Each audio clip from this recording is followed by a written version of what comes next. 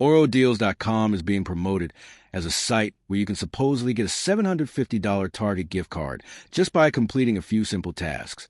But the real question is whether this is a real reward or just another classic online scam.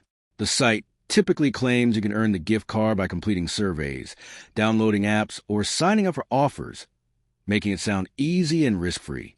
Now, the idea behind this isn't completely fake. Reward sites do exist, and some legitimately pay small amounts for surveys or tasks. However, here's the key issue. There's no credible evidence that Orodeals actually pays out a $750 Target gift card. Investigations and reports show that these types of sites use a task loop system, where you keep completing more offers but never actually reach a real payout. There are also several major red flags. The site is not affiliated with Target, despite using its name to build trust.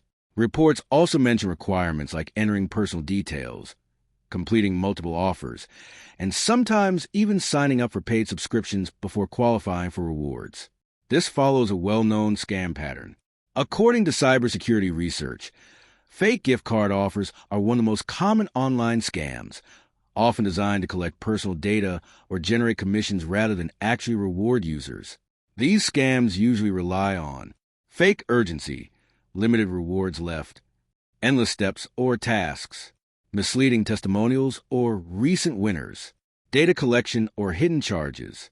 User experiences with similar sites are also very consistent. People spend time completing tasks but never receive the promised reward. It's also important to understand that legitimate companies like Target do not give away large-value gift cards through random third-party websites. If an offer sounds too good to be true, it usually is. So, is Orodeals.com real or fake? It strongly fits a pattern of a fake reward scam rather than a legitimate offer.